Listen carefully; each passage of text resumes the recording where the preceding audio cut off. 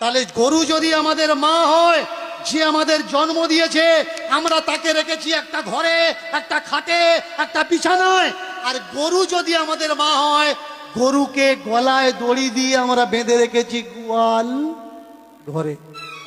আপনি পারবেন আপনার মার গলায় দড়ি দিয়ে গোয়াল ঘরে বেঁধে রাখতে? পারবেন না। মাকে মা বলছেন, কিন্তু কর্তব্যের সময় গলায় দড়ি বেঁধে তাকে গোয়াল ঘরে রেখে দিচ্ছেন। বলুন, গরুকে কারা অপমান করছে? মুসলমানরা নাকি হিন্দুরা?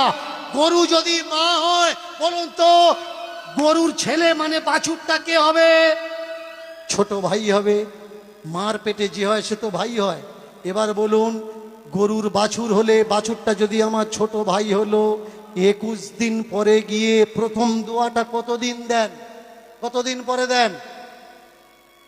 21 দিন না?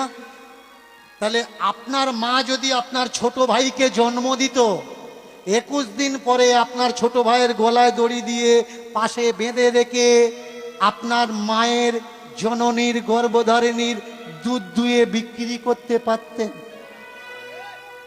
আমাকে বলবেন না যে আমি হিন্দু ধর্মের অপমান করছি। আমি প্রশ্ন করছি, আমি জানি না, আমি অবোধ শিশু। আপনাদের কাছে জানতে চাচ্ছি কোনটা করা উচিত আর কোনটা করা উচিত নয়। বলুন তো, গরু যদি আমাদের মা হবে, অনেকে বলে গরু দুধ দেয়, গরু দুধ দেয়। ভালো করে শুনুন, গরু কখনো দুধ দেয় না। বাছুরকে বেঁধে, গরুকে বেঁধে আমরা দুধ বের করে নিই।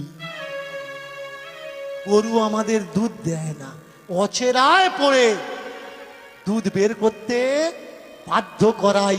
আর যদি দুধ না দেয়, লাথি মারে আমরা কি করি? সামনের পা বাঁধি, পিছনের পা বাঁধি। বলুন, যাকে মা বলে ডাকছেন, এই ব্যবহারটা যার সঙ্গে দিচ্ছেন, সত্যি কি ঠিক ব্যবহার দিচ্ছেন? এবার বলুন তো, যাকে মা বললেন, এটা আমার মা,